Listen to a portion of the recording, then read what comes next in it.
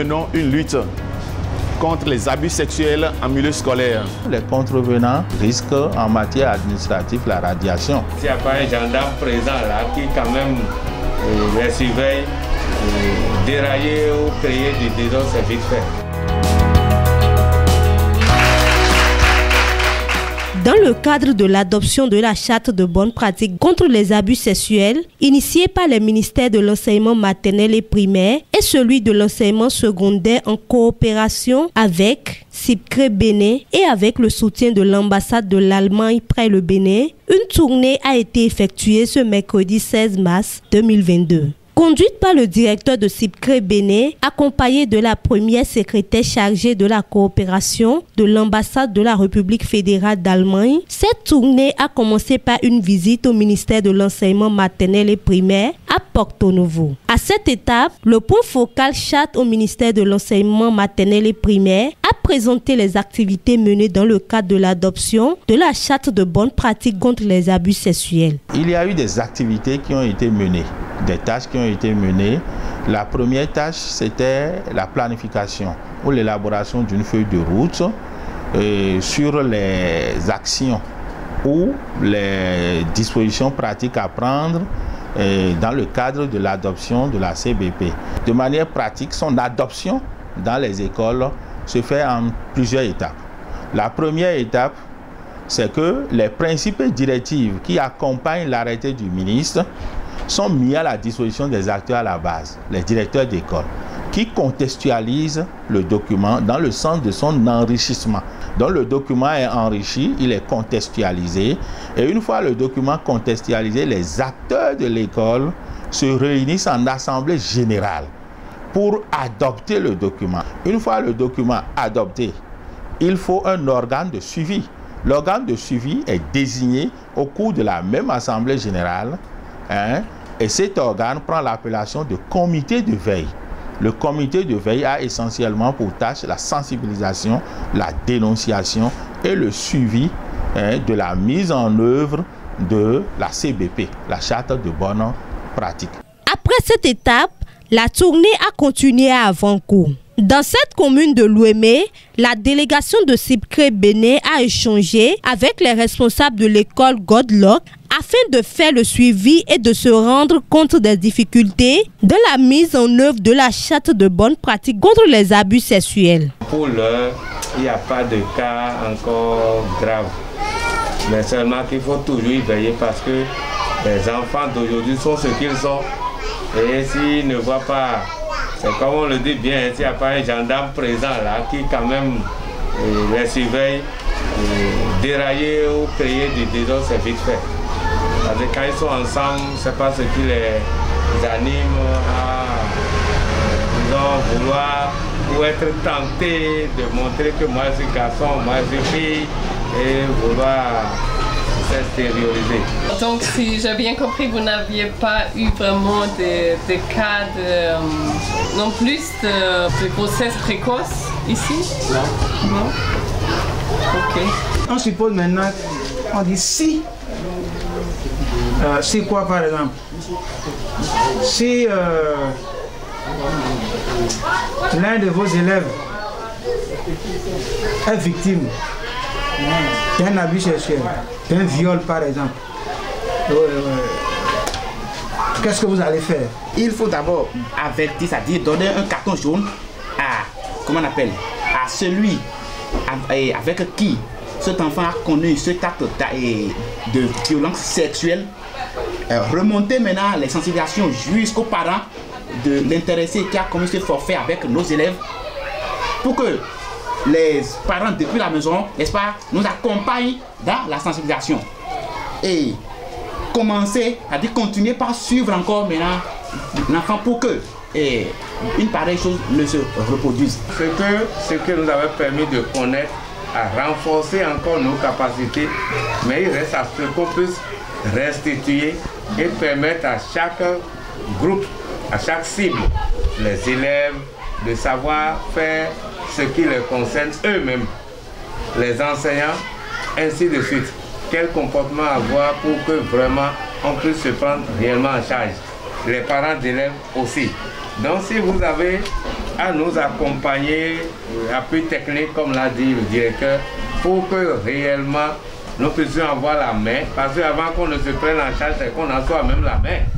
Et comme ça, là, je vous assure que nous allons vulgariser la chose, nous allons amplifier la chose de telle sorte que vous serez vous-même très contents. Après une courte visite au siège de Sipcré Bénin, la tournée a continué au CEG Vacon avant de s'achever au CEG Akpakpa 2.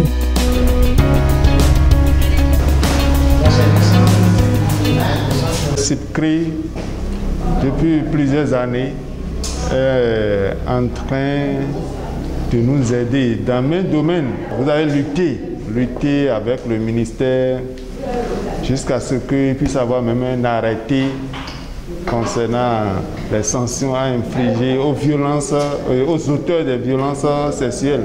Vous avez implanté avec nous une plaque qui est au dehors dans la cour et qui indique ce que nous et les acteurs du système éducatif ne doivent pas faire sur ce qu'on appelle l'élève, la fille.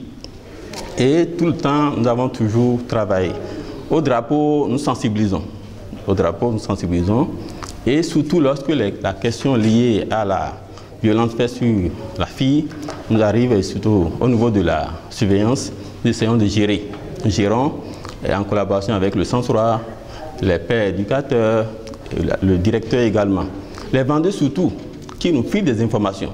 Vous avez parlé de violences contre les filles, les abus sexuels contre les filles. Mais il y a aussi les abus sexuels contre les garçons, non? Ça peut aussi arriver. Peut-être il n'y a pas les mêmes conséquences parce qu'il n'y aura pas une grossesse.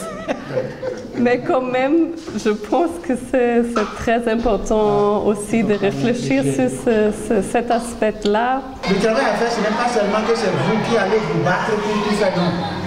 Vous devez être en relation avec le service social de la mairie, avec le CPS, avec le commissariat, avec un certain nombre. Il faut forcément que le comité de veille sache que son travail est un travail qui doit le mettre en réseau avec d'autres acteurs. Et savoir, c'est pour ça les formations que vous avez faites, que les autres ont fait. Savoir que okay, si le problème se présente de telle manière, j'arrive jusqu'à tel niveau. À ce niveau, moi, je peux m'arrêter là et passer la main à tel autre acteur.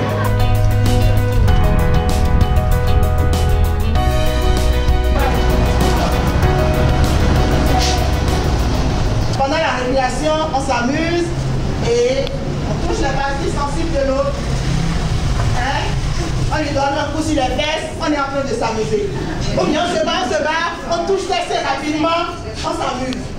C'est un attouchement. Et c'est un type d'abus sexuel.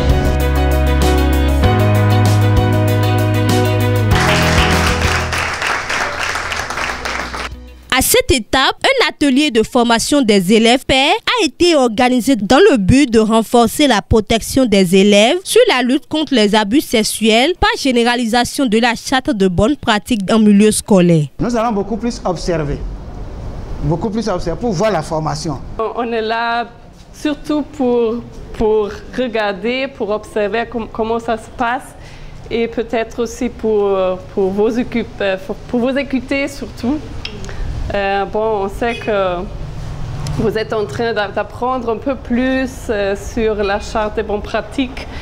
Donc, bon, je suis curieuse aussi pour apprendre ce que ça veut dire pour vous. Qu'est-ce que ça passe dans la réalité, non? Parce que ça aussi, on peut dire, au début, c'est un papier. Qu'est-ce que ça veut dire? Ce papier veut dire pour vous? Comment ça a un effet dans vos vies scolaires, on pourrait dire?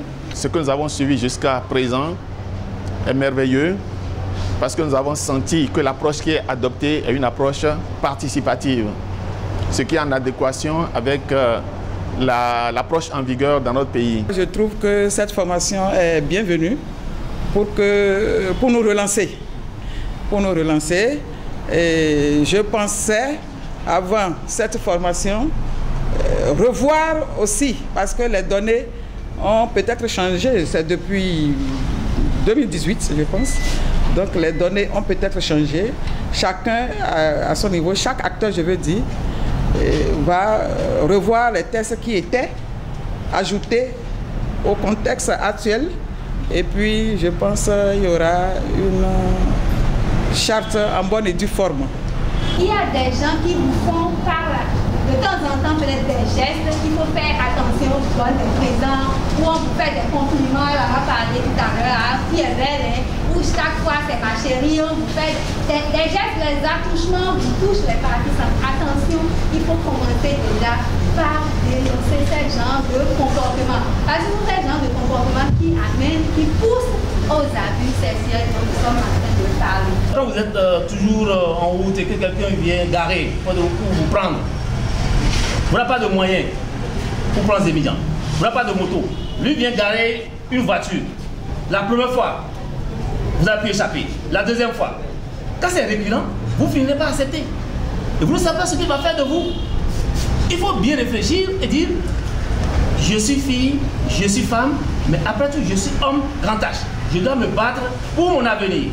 Plutôt que de dire oui, il y a un homme caché quelque part qui va me prendre en charge si je ne parviens pas à réussir à l'école ou ailleurs. Ce qu'on vous dit aujourd'hui, si on est obligé de vous le dire, de l'autre côté, c'est que vous aussi là, vous en avez besoin. Donc ne croyez pas qu'ils sont venus, bon, on nous oblige à écouter un discours. Non, hein, c'est un discours qui est votre discours. Négociez davantage d'occasions au niveau de vos établissements pour que la formation soit relayée. À la fin de la formation, les participants n'ont pas manqué de donner leurs impressions. J'aimerais les dire merci, les féliciter pour l'initiative et les encourager à faire davantage. Je remercie l'ONG Sucre Bénin pour les conseils qu'ils nous ont donnés. Cette formation m'a permis de connaître beaucoup de choses sur l'abus sexuel.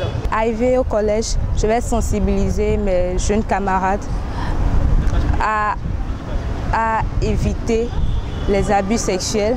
La chargée de coopération à l'ambassade d'Allemagne près le Bénin revient ici sur sa tournée. J'ai visité plusieurs institutions, donc j'ai pu apprécier les différents niveaux, on pourrait dire, du projet. Ce que je pense que c'est très important que les différents acteurs soient impliqués dans tout le processus de sensibilisation. C'est très important d'abord que le ministère même soit le porteur du projet pour que ça soit vraiment durable. Je pense que le travail que CIPCRA ONG et le gouvernement même fait est très important pour changer un peu aussi les mentalités des gens, des jeunes, des parents, des enseignants, pour vraiment voir le cadre de l'école, de CG comme un espace sûr et sécur pour pouvoir apprendre et réussir dans la vie. Je suis satisfaite d'un côté parce que je vois qu'il y a beaucoup de volonté. Toutes les personnes impliquées ont la volonté de changer un peu les choses. Donc c'est déjà le prérequis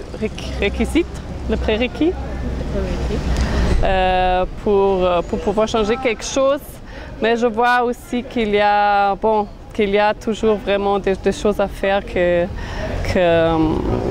comme j'ai dit, le comportement ne se change pas d'aujourd'hui à demain. Donc oui, c'est aussi un long chemin, mais quand même je suis contente d'apprécier le travail qui se fait à tous les niveaux. Et donc je souhaite que ça continue comme ça. Les yeux sont désormais tournés dans d'autres départements pour le même exercice.